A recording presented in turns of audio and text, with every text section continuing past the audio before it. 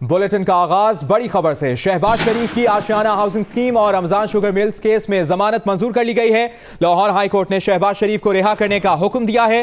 दरख्वास्त जमानत का फैसला जस्टिस मलिक शहजाद अहमद की सरबराही में 2 रुकनी बेंच ने सुनाया है। फवाद हसन फवाद की आशियाना हाउसिंग स्कीम केस में जमानत मंजूर कर ली गई है। फवाद हसन फवाद की आमदन से ज्यादा असासों के केस में जमानत मुस्तरद कर दी गई है। जस्टिस मलिक शहजाद ने रिमार्क्स दिए कि नैब का मौकिफ मान लिया जाए तो कोई MNA या MPA तरक्याती काम नहीं कराएगा। तरक्याती मंसूबों में मुंतखब नुमाइंदों के वोटर्स तो आएंगे। शहबाज शरीफ रमजान शुगर मिल्स के कभी चीफ एग्जीक्यूटिव नहीं रहे। वकील नैब ने मौकिफ अपनाया कि शहबाज शरीफ का बेटा हमजा शहबाज तो है। इसी पर मजीद बात करेंगे। जियो न्यूज के नुमाइंदे रियाज शाकिर ने हमें ज्वाइन किया है। रियाज, अहवाल बताइएगा। समाअत का शहबाज शरीफ को रिहा करने का हुक्म दे दिया है, तफसील शेयर कीजिएगा। रियाज शाकिर से हम रब्ता करने की कोशिश करेंगे। एक बार फिर आपको बताएं, शहबाज शरीफ की आशियाना हाउसिंग स्कीम और रमजान शुगर मिल्स केस में जमानत मंजूर कर ली गई है। लाहौर हाई कोर्ट ने शहबाज शरीफ को रिहा करने का हुक्म दिया है। दरख्वास्त जमानत का फैसला जस्टिस मलिक शहजाद अहमद की सरबराही में 2 रुकनी बेंच ने सुनाया। इससे पहले आपको हम अपडेट कर रहे हैं कि जस्टिस मलिक शहजाद ने रिमार्क्स दिए कि आपने हमजा शहबाज की जमानत की दरख्वास्त में कहा कि गिरफ्तारी की जरूरत नहीं।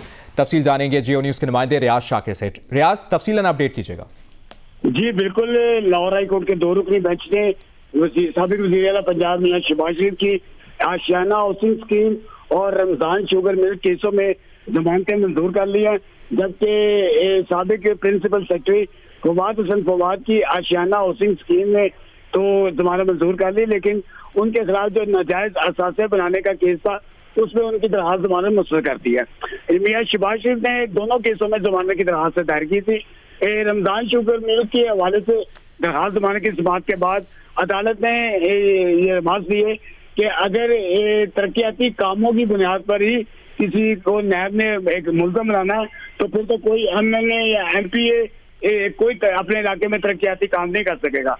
अदालत ने इस बात पर भी इज़हार किया कि इस case Ramzan sugar mill case में मियां शहबाज शरीफ को तो गिरफ्तार कर लिया गया, लेकिन उनके बेटे को गिरफ्तार नहीं किया गया और नैब की तरफ से ये कहा गया कि उनकी अभी गिरफ्तारी की जरूरत नहीं है। अदालत ने ये कहा कि अदालत इस अमर का जायजा लेगी कि आखिर इस केस में के पैरामीटर्स क्या हैं, जबकि दूसरी तरफ फवाद हसन फवाद के मामले में अदालत ने आशियाना इकबाल हाउसिंग स्कीम में तो उनकी जमानत मंजूर कर ली, लेकिन उनके जो खिलाफ नाजायज असासों का केस था उनमें उसकी जमानत मुस्तरद कर दी गई। इस तरह अब मियां शहबाज शरीफ जो 2 केसों में मुलव्वस है, जिनमें आशियाना इकबाल हाउसिंग सोसाइटी और रमजान शुगर मिल केस, उनमें उनकी जमानत मंजूर हो गई है और उनके जमानती मचलके जमा होने के बाद उन्हें रिहा कर दिया जाएगा। जमानती मचलके जमा होने के बाद शहबाज शरीफ को रिहा कर दिया जाएगा। रियाज शाकिर, आपने तफसीलन अपडेट किया, बहुत शुक्रिया आपका। सीनियर सहाफ़ी तजियाकार मजहर अब्बास साहब ने हमें ज्वाइन किया है, उनसे इस अहम डेवलपमेंट अहम खबर पर एनालिसिस लेंगे। मजहर अब्बास साहब, इस फैसले के बाद मुस्लिम लीग नून के नैरेटिव में क्या तब्दीली एक्सपेक्ट कर रहे हैं आप, कैसे देख रहे हैं इस फैसले को? जी, मेरा ख्याल है मुस्लिम लीग नून के लिए बड़ा उनके लिए तक़वियत का बायस है ये फैसला, और ख़ास तौर पे एक ऐसे पस मंज़र में जब शहबाज शरीफ साहब पे ये दबाव बढ़ रहा था पाकिस्तान तहरीक इंसाफ की तरफ से कि वो पब्लिक अकाउंट्स कमेटी की चेयरमैनशिप से इस्तीफ़ा दें या उनके खिलाफ वोट ऑफ नो कॉन्फिडेंस आएगा, तो वो एक दबाव का जरूर शिकार थे, क्योंकि ये भी बात आ रही थी सामने कि वो एक मुल्जिम हैं और एक मुल्जिम को किस तरीके से पब्लिक अकाउंट्स कमेटी का चेयरमैन बनाया जा सकता है, उन पर मुकदमात हैं, और ये भी कि वो नैब और FIA के लोगों को तलब करते हैं, दबाव डालने की कोशिश करते हैं। तो अगर इस पस मंज़र में देखें तो मुस्लिम लीग नून के लिए ये फैसला यकीनन खुशाइंद है, लेकिन देखना यह है कि तहरीक इंसाफ इस फैसले को किस तरीके से लेगी। और क्योंकि इससे पहले अगर आपको याद हो कि इमरान खान और उनके जो वज़रा हैं वो बहुत अरसे से ये बात कह रहे हैं कि वो किसी भी तरह से NRO नहीं देंगे और NRO को कबूल नहीं करेंगे, इस तरह की बातें आ रही हैं सामने।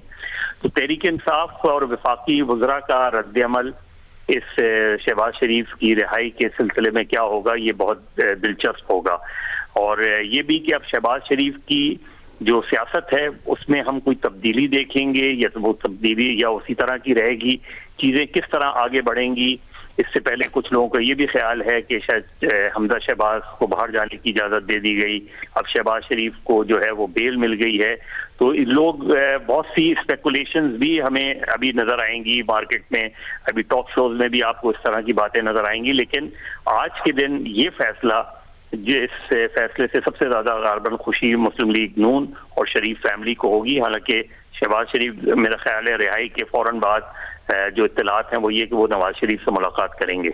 अच्छा मज़हर साहब, ये भी कहिएगा चेयरमैन पीएसी का मामला हो या दीगर मामलात जो हैं उनका मामला हो, ऐवान के अंदर ऑपोजिशन की पोजीशन अब आपको किस तरह दिखाई दे रही है, मजीद मजबूत होगी?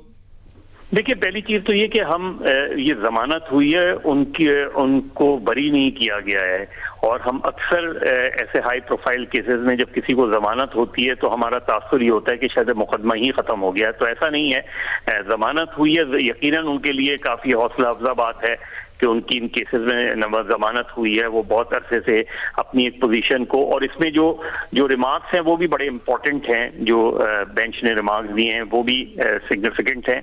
लेकिन बहरहाल मुकदमा तो अपनी जगह है और वो चलेगा मुकदमा।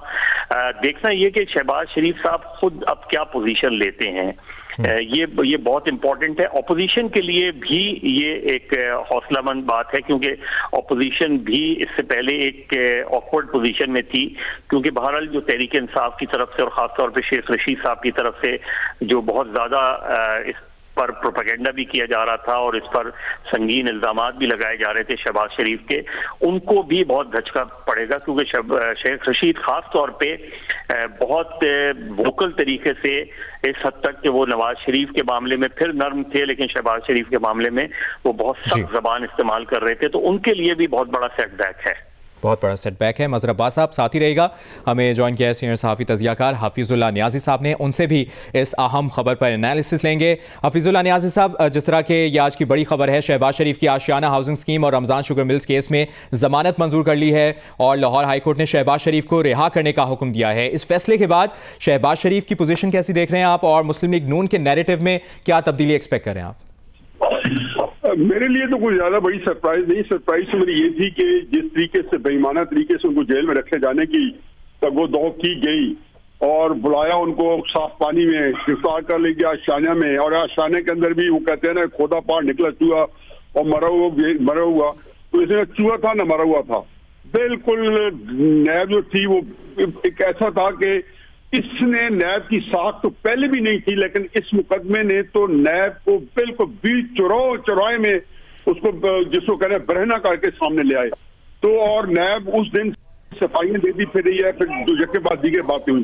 इसलिए मैं तो समझता था कि उनको उनका हक मिल गया है, और वैसे भी शहबाज शरीफ साहब जो सियासत कर रहे थे उसके अंदर हर हल्के में गुंजाइश थी उनके लिए कि वो कलामी की माजरत। हफीजुल्लाह नियाज़ी साहब साथ ही रहेगा, मज़हर अब्बास आप भी हमारे साथ ही हैं, हमें नून लीग की तर्जुमान मरियम औरंगजेब साहिबा ने ज्वाइन किया है, उनसे भी बात करेंगे। नून लीग का क्या रद्द अमल है इस अहम डेवलपमेंट पर? आज लाहौर हाई कोर्ट ने शहबाज शरीफ को रिहा करने का हुक्म दिया है। मरियम औरंगजेब साहिबा जी, बिस्मिल्लाहिर्रहमानिर्रहीम। सबसे पहले तो मैं अल्लाह ताला का शुक्र अदा करती हूँ कि अल्लाह ताला ने करम किया और अल्हम्दुलिल्लाह शहबाज शरीफ साहब की आज जो बेल हुई है और उन तमाम लोगों का जो दुआ करते रहे। लेकिन एक और बात कि आज मेरिट के ऊपर फैसला आया है और इससे ये साबित हुआ कि जो मुस्लिम लीग नून का बयानिया था कि जो नैब है वो किसी किस्म का केस इस्टेब्लिश नहीं कर सकी, और किस तरह मुज़ाहका खेज तरीके से साफ पानी में बुलाकर आशियाना में गिरफ्तार किया, और ड्यूरिंग द इन्वेस्टिगेशन और उसके बाद जो बेल के फैसले आए, जिस तरह इंजीनियर कमरुल इस्लाम साहब का कि शहबाज शरीफ साहब का वो किरदार था दोनों केसेस में कि उन्होंने सरकारी खजाने के पैसे को ज़ाया होने से रोका और बचाया,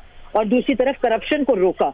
तो ये जो बयानिया था, और शहबाज शरीफ ने पहले दिन कहा कि अगर 1 रुपए की करप्शन साबित हुई तो मैं सियासत छोड़ दूंगा। ये शख्स सिर्फ वो बात करता है, वो दावा कर सकता है जिसको मालूम हो कि सच्ची नीयत से और दिन रात मेहनत करके खिदमत करके पाकिस्तान की आवाम के लोगों की खिदमत की है। और फिर वो लोग जो दिन रात सुबह शाम चोर चोर डाकू डाकू के नारे लगाते थे, कभी पीएससी के ऊपर सियासत, कभी प्रोडक्शन ऑर्डर के ऊपर सियासत, कभी चोर चोर डाकू डाकू, आज उनके लिए मैं समझती हूँ मातम का दिन है, और मुस्लिम लीग नून के कारकुनों के लिए अल्हम्दुलिल्लाह। और मैं बहुत आजिज़ी के साथ ये कह रही हूँ कि आज हमारे लिए हक और सच की फतह का दिन है, और इस तरह इंशाल्लाह अगले केसेस में भी और नवाज शरीफ साहब भी एक दिन सुरखरू होंगे और आवाम के अंदर होंगे। सही। और मरियम औरंगजेब साहिबा, आपसे ये भी जानना चाहेंगे, चेयरमैन पीएससी का मामला हो या दीगर मामलात हो, ऐवान के अंदर अब आप लोगों की पोजीशन मजीद मजबूत होती दिखाई देगी आपको?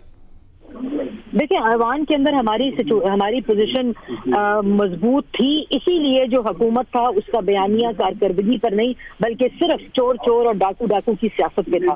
और जब भी सवालिया निशान उठाया शहबाज शरीफ ने कारकर्दगी के ऊपर, तो उसके बाद आपने देखा कि किस तरह बादशाह सलामत वजीर आजम के ऊपर वो बात दरा गुजरी, जब साहिवाल की बात हो। लेकिन अब पहले भी तर्जुमानी की शहबाज शरीफ ने, जिन लोगों ने उनको इलेक्ट किया पाकिस्तान की अवाम ने, और अब भरपूर तरीके से इसी तरह नालायक ना अहल हुकूमत की कारकर्दगी के सवाल होता रहेगा और पाकिस्तान की आवाम की असल तर्जुमानी होती रहेगी। मुस्लिम लीग नून की तर्जुमान मरियम औरंगजेब साहिबा हमारे साथ लाइन पर मौजूद थी। आपके वक्त का बहुत बहुत शुक्रिया। हमें एक बार फिर मज़हर अब्बास साहब और हफीजुल्लाह नियाज़ी साहब हमारे साथ मौजूद हैं। हफीजुल्लाह नियाज़ी साहब, अब अपोजिशन की बात कर ली और मुस्लिम लीग नून के नैरेटिव की बात कर ली, हुकूमत की जानिब से आप क्या रिएक्शन एक्सपेक्ट करें? क्योंकि माजी में हम देखते रहे हैं, अभी भी देखते रहे हैं, PAC चेयरमैनशिप हो या दीगर मामलात हो, शदीद तनकीद का निशाना बनाता रहे हैं ऑपोजिशन को हुकूमत की जानिब से। देखिए जी, ये जितने भी डिसीजन पहले आ रहे हैं, अब आए हैं, इस्लामाबाद हाई कोर्ट का फैसला था मियां नवाज शरीफ साहब और मरीम नवाज के बारे में, अल-अज़ीज़िया के सिलसिले में, ये नैब को मैं बार बार कह रहा हूं कि नैब जो कि पिछले 18-20 साल से पार्टियां बनाने के लिए और पार्टियां तोड़ने के लिए एक इदारा बना रखा था, और ये बड़े ढिठाई से बड़े बड़े रिस्पेक्टेबल चेयरमैन आते रहे, उनके बड़े बड़े अकाबरीन आते रहे, और वो ढिठाई के साथ गलत बयानी कर करके ये साबित करने की कोशिश कर रहे थे कि जी हमको जो है अक्रॉस सपोर्ट कर रहे हैं। तो अदालतें जो है उनका, उन्होंने सिवाय इसके के करने के या उनके सारे जो चीज है उसको जो उनके जो था सब कुछ उनको अदालतों ने सिर्फ उन्हीं को अंडरमाइन किया, और अदालतों ने बता दिया कि सिंध हाई कोर्ट में देखे पिछले दिनों वहां पे भी चीफ जस्टिस और दूसरे नैब के बारे में क्या क्या उन्होंने अल्फाज यूज किए और क्या क्या चीजें नहीं आई। तो मैं अभी कहता हूँ वक्त है कि नैब का कारोबार खत्म होना चाहिए, वक्त है। फिर अगर लेट हो गया ना, फिर ये ना कहें कि जी किसी ने खबर नहीं दी थी।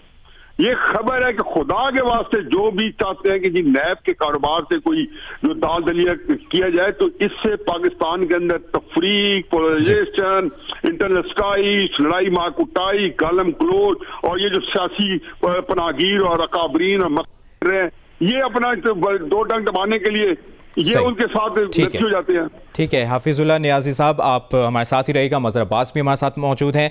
हामिद मीर साहब सीनियर सहाफ़ी तज़कियाकार, उन्होंने एक बार फिर हमें ज्वाइन किया, उनसे बात करेंगे। हामिद मीर साहब, अपोजिशन की पोजीशन पर भी हम बात कर रहे हैं, आप आने वाले दिनों में हुकूमत की जानिब से अब क्या रिएक्शन एक्सपेक्ट कर रहे हैं, क्या स्ट्रेटजी में तब्दीली एक्सपेक्ट कर रहे हैं? देखें, हुकूमत की तरफ से तो कोई स्ट्रेटजी में मुझे तब्दीली नजर नहीं आती, लेकिन मेरी राय में हुकूमत और अपोजिशन दोनों को अब अपनी स्ट्रेटजी जो है उसको तब्दील करना चाहिए, क्योंकि 6 महीने हो गए हैं इलेक्शन को, 6 महीने हो गए हैं इस पार्लियामेंट को मार्जे वजूद में आए।